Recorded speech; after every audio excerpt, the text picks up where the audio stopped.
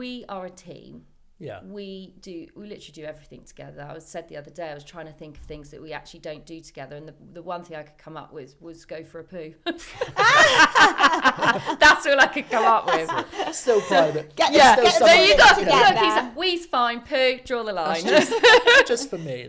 That's So, we're soulmates. We're best friends. We love each other so much that if one of us wasn't happy, then we'd be monogamous. We'd talk about it a lot first, but we wouldn't be doing any of this if one of us wasn't happy. But it's kind of, just because we identify as non-monogamous doesn't mean that necessarily we need to do anything.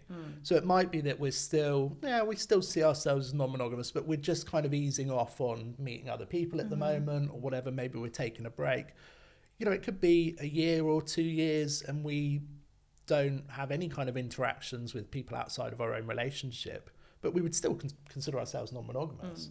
We'll still go to a bar or to the shops and Jem will be like, oh, have you just sort of seen her? She's hot. And I'm like, yeah, she is, It's so much fun. Isn't that normal too? Like, you think about it. And I always am like, why don't you just acknowledge that person's hot? Like, when someone's like pissed off that their boyfriend's checked something, they're hot. Exactly. Check them out too. It's literally the other day. I don't know where we were, just out shopping, and I went, are you looking at her ass? He went, no. I was like, I am.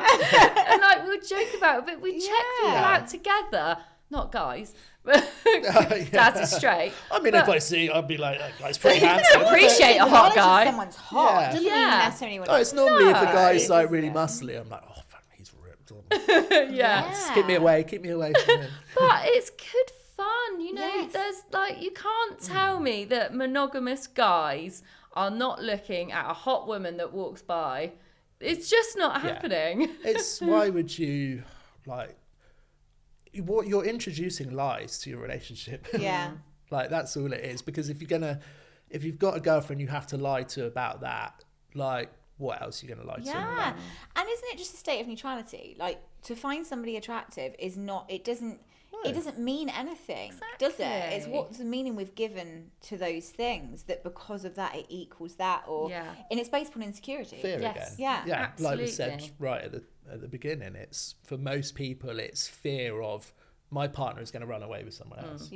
And that is something, I don't know, I guess it's different for everyone, but if you are that insecure and you are that fearful, there's probably some work you need to do on yourself. On your own self-confidence and worth.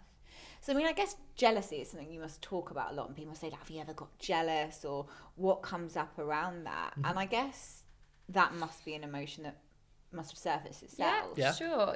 Just because we're non-monogamous doesn't mean that jealousy doesn't pop up. It absolutely does.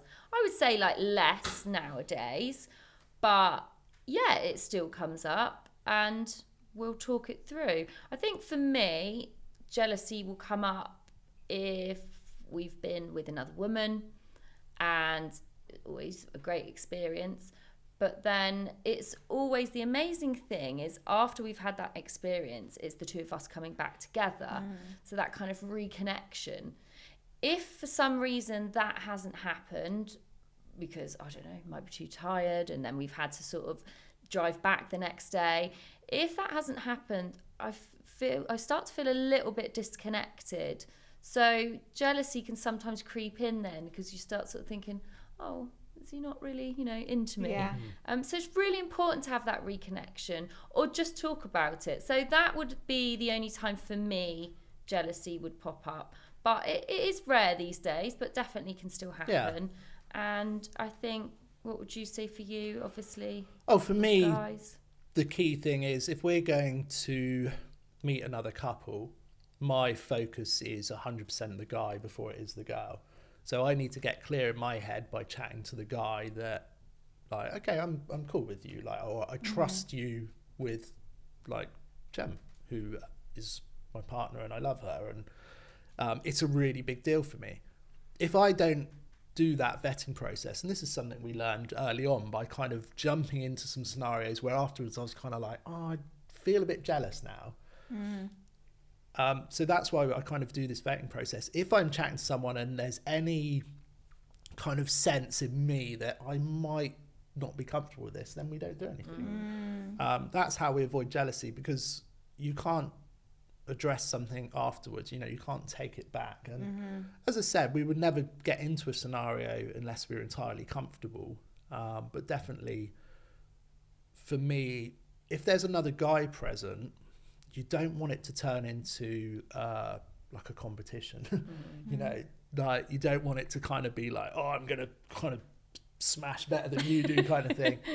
Like we're trying to avoid that at all costs. So yeah, because we've had threesomes with like another guy, not many, only sort of a few, and it's actually not enjoyable for me either, because Daz is my main focus, and he's got to be 100% comfortable, because if he's not, I know, and it's not enjoyable. We've never had, as I said before, we've never been in a scenario where it's gone really wrong. No. It's still been enjoyable, but there's been situations where I'm like, oh, I can tell that he's not kind of fully comfortable and fully into it.